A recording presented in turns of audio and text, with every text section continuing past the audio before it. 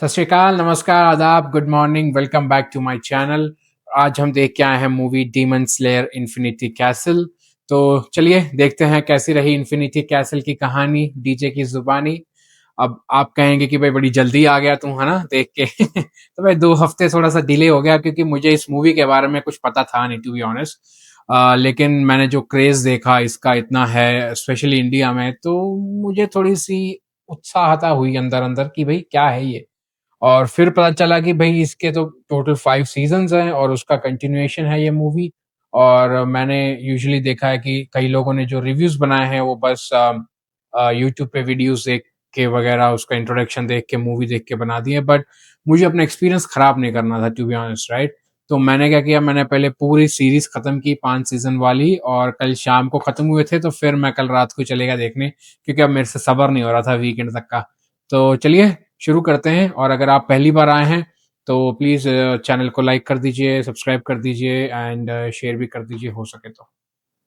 तो review start करने से पहले अगर आप पहली बार ये मूवी देख रहे हैं और आपको इसका कोई आइडिया नहीं है, तो मे बी ये रिव्यू आपके सर के ऊपर से जा सकता है, बिकॉज़ ये इसके पहले 5 सीज़न आए थे, वेब सीरीज़ है ये। उसी 5th सीज़न जहाँ पे एंड होता है, उसी का कंटिन्यूएशन है ये मूवी।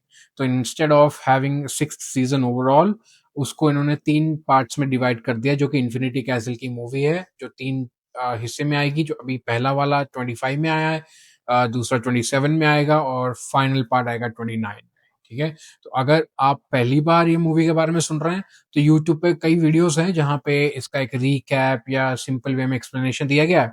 तो आप वो सुन लीजिए, तो आपको एक बेसिक आइडिया मिल जाएगा मूवी देखने से पहले। और अगर आप इस मूवी के फॉलोवर हैं, तो ये रिव्यू फिर आपको तो समझ में आएगा ही। ठीक है? तो चलिए शुरू करते हैं। जैसे कि आपने ट्रेनिंग हाशिरा आर्क देखा होगा लास्ट सीज़न। उसमें जहाँ पे एंड होता है, मुज़ान पे अटैक करने के लिए आते हैं सभी हाशिरास, और जो एक सेकंड मैंने नाम लिख रखा है, नकीमे। नकीमे जो है डीमन, वो अपना वायलेंट टाइप बजाती है टूँ-टूँ करके, और सभी के सभी वो इन्फिनिटी कैसल में गिर जाते हैं, राइट? तो अब उस कैसल में गिरते-गिरते टांजिरो जब चिल्लाता है कि भई मुज़ान को कि भई I will kill you, right? वहाँ से ही मूवी स्टार्ट होती है।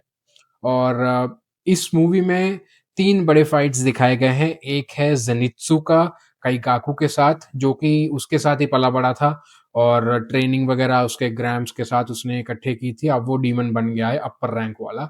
तो उसके साथ ज़ेनित्सु की फाइट होती है, और शिनोबु की फाइट होती है नंबर 2 डीमन के साथ, डोमा। और ये नंबर 2 वही है जिसने शिनोबु की बहन को मारा था। तो अब शिनोबु बदला ले सकती है कि नहीं, ये इसके लिए आपको मूवी देखनी पड़ेगी। और सबसे एपिक बैटल होती है गियू और टैंजिरो की अकाज़ा के साथ। और भाई क्या विजुअल्स हैं इन फाइट्स के, क्या वीएफएक्स है, क्या ग्राफिक्स है, बात ही छोड़ दो। अगर आप वेब सीरीज स्टार्टिंग से इसको मतलब फॉलो करते आ रहे हो, तो आपको पता रहेगा कि शुरू-शुरू में कैसे ग्राफिक्स होते हैं, और भाई अब तो टेक्नोलॉजी का यूज़ करके क्या अमेजिंग ग्राफिक्स बनाए हैं। अ, एकदम भाई ब्रेथ टेकिंग है, टू बी ऑनेस्ट। बड़ा मजा आता है देख के। मेरे लिए तो मूवी बड़ी एंटरटेनिंग थी। मुझे बस एक या दो चीजें नहीं पसंद आई, टू बी ऑनेस्ट, जो कि है पहली वाली, बैक स्टोरी। बैक स्टोरी भाई इसमें बहुत लंबियां लंबियां दिखाई हैं। स्पेशली अकाजा की तो मेरे ख्याल से 35 मिनट की बैक स्टोरी है उसकी। इतना लंबा भी नहीं दिखाना चाहिए उसको, 10-12 मिनट में निपटा देते। जेनुत्सु की भी ठीक ठाक है और शिनोबू की भी ठीक ठाक है, मतलब उनकी मेरे ख्याल से 5-6 मिनट की होगी, लेकिन अकाजा की बहुत लंबी है भाई। तो ये एक थोड़ा-सा डिस्ट्रैक्ट लगता है, क्योंकि आप एकदम वो फाइट्स में घुसे हुए रहते हो, इतना एन्जॉय करते हो, और एकदम पीछे चले जाता है, वो रोना-धोना शुरू हो जाता है, तो वो मुझे पसंद नहीं है। बाकी जिन लोगों को ये नहीं पता कि भाई ये मूवीज़ और या वेब सीरीज़ जो है, इसका मेन कोर ही है स्टोरी टेलिंग। इसका जो इमोशन कनेक्ट होता है वो स्टोरी के साथ, वो एक नेक्स्ट लेवल होता है। अब वेब सीरीज़ में क्या है, क्योंकि सीरीज़ लंबी होती है, तो जो स्टोरी टेलिंग है वो बीच-बीच में 2-2 मिनट की आती है, तो आपको पता भी नहीं लगता, और आप एन्जॉय एन्जॉय करते हो आप उस चीज़ को, राइट? लेकिन जब मूवी ही 2.5 घंटे की और उसमें आपने 1 घंटे के ऊपर के स्टोरी टेलिंग ही डाल दी है, तो वो थोड़ा-सा डिस्ट्रैक्टिंग हो जाता है। तो मुझे वो एक नेगेटिव लगा इसमें। और दूसरा मेरा पर्सनल फेवरेट जो है वो है इनोस्के। और उसका इसमें कुछ रोल ही नहीं है इस मूवी में तो। सो होपफुली नेक्स्ट में उसका होगा, तो मैंने उसको बड़ा मिस किया, तो इसलिए मुझे थोड़ा-सा डिसहार्टनिंग लगा। बाकी ये 2 चीज़ें निकाल दो तो मूवी तो भई अमेज़िंग है। तो अगर आप लोगों को इस स्टोरी का पता है, तो फॉलो करते हो अगर इस स्टोरी को, तो आप मूवी देखो।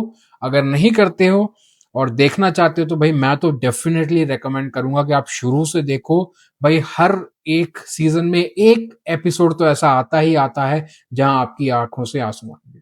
तो मुझे तो ये मूवी बहुत पसंद आई और मैं इस मूवी को ओवरऑल दूँगा 4.5 आउट ऑफ 5। बाकी आप लोग बताइए आपको कैसी लगी मूवी, और अगर आप लोगों ने नहीं देखी है तो देखिएगा और फिर बताइएगा, ठीक है? चलिए जल्द मिलते हैं फिर अगले किसी मूवी रिव्यू में। Till then do whatever you want to do, don't trouble your mother. Good bye.